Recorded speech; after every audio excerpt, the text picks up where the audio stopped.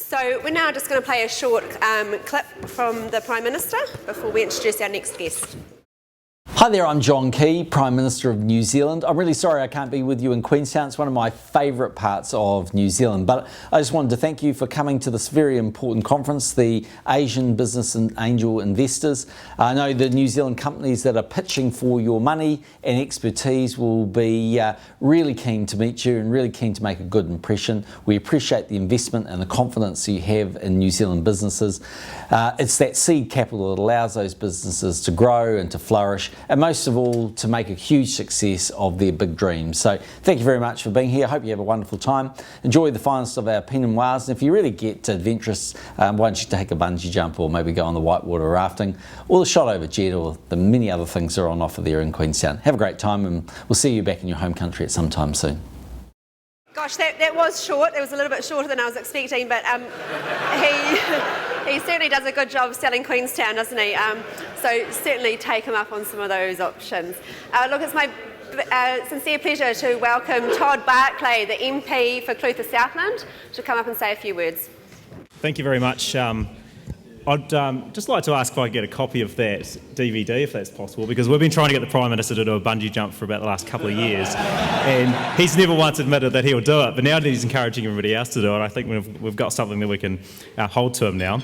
I'd just like to just acknowledge you all here. Just looking around, there seems to be quite a bit of coffee and quite a flurry of water devices around here, which indicates to me you made a solid contribution to the local economy last night. So I'd like to thank you for that on behalf of the residents of Queenstown. I'd just like to acknowledge Suze and Marcel for inviting me to attend here. I was meant to be accompanying Stephen Joyce last night, who I understand spoke at your dinner. However, my leave was declined from Parliament. Being ranked number 53 on the list of 59, the chances are pretty slim getting away on a Thursday. I was a little bit annoyed at the time, but I figured out actually my annoyance went away immediately when I was speaking to Jonathan Coleman, who's our Minister of Sport and Recreation at the airport last night. And he's meant to be accompanying the Prime Minister to go over to the Rugby World Cup next Thursday, and his leave has been declined.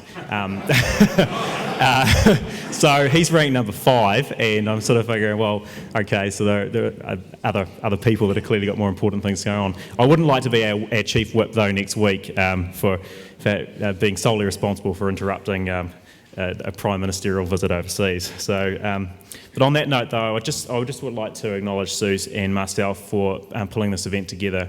I think the Asian Angels Investors trust in your organisation makes a significant contribution to our economy, both here in New Zealand, but also more regionally down here. And the fact that you're hosting it in Queenstown, I think, is very exciting for our province, because having your event out here in one of the most beautiful facilities that we've got with fantastic weather really showcases the opportunities for investment that we have here. And I'd strongly encourage you to take advantage of any opportunities that arise. I didn't want to touch too much on the economic activity report that was released yesterday by Stephen Joyce across all regions, because I understand he touched on it.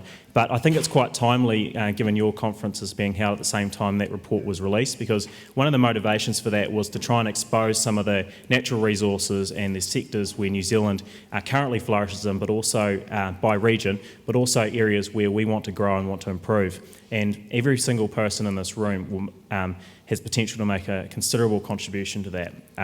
So I think it's really timely. And on a parochial note, in Queenstown and in Otago more broadly, we've got a fantastic tourism industry. We've got fantastic opportunities in international education, science, research and development. One of the things I think we lack, though, probably is commercialising that. I understand you had Mary Quinn from Callaghan Innovation here over the last couple of days. I'm not sure exactly what she touched on, but what made me want to reference her was I was watching Australian Question Time yesterday. So for the Australians in the room, I'd have to say you've got much more dynamic political system than what we've got. We think we've got it bad, but it's quite funny watching Question Time over there. But Christopher Pyne, who's the Minister of Industry, Innovation and Employment over there, was saying that the Australian government contributes $9.7 billion into innovation across government each year, and they're ranked 6th in the OECD for the quality of the research that developed, but they're ranked 33rd out of 33 countries for commercialisation of that investment. And I think, without knowing the figures for here in New Zealand, I would say that we're probably quite similar. And that's one of the priorities that Stephen Joyce has as Minister of Science and Innovation, is finding new ways and better ways to connect and build partnerships between businesses, individuals, entrepreneurs, and the research facilities we have here in New Zealand. And by your very nature, the risk-taking, innovative, creative approaches that you will have to business and what has made you so successful puts you in a prime position to help us contribute and grow that priority. So I'd really like to thank you for taking the time to come over here to New Zealand, and in particular to Queenstown. And I hope that your trip here has been worthwhile. And I hope that you continue to engage in the significant array of activities, both from a recreational perspective in Queenstown and also around the region more broadly. And hopefully that inspires you if you are looking to invest in this particular area.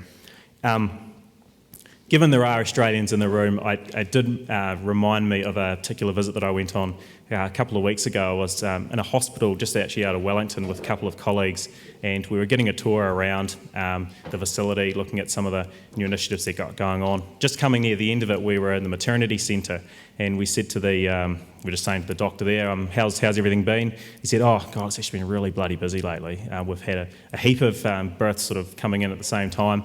And the doctor was saying, we actually had a bit of an issue. There were about 15 or 20 mothers that had just given birth, and there was a bit of an IT breakdown with the connection between the babies and the particular mothers. They managed to get most of them sorted out, but there were three, thank God, but there were 3 babies, and they said, look, we've lost all the data. You know, it's a matter of days before we be able to match them up, but we need to get these mothers and their children out of the facility so we can accommodate the new pregnant woman that needs to come in.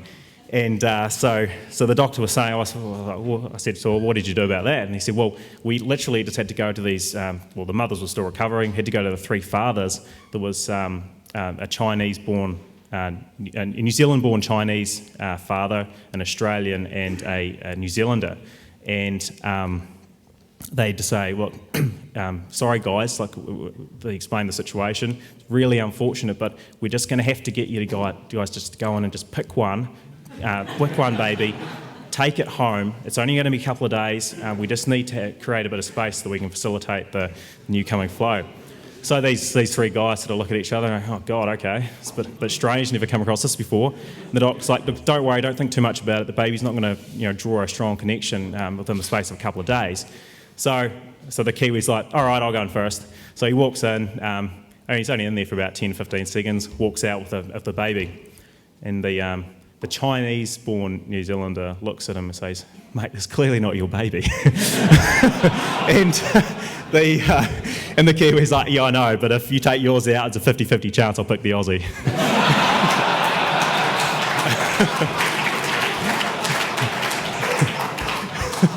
So, yeah. So unfortunately, if you're an Australian in any New Zealand environment, you can't go anywhere without getting a bit of flack. But on that note, I'd just like to reiterate my warm welcome to you all here to Queenstown again.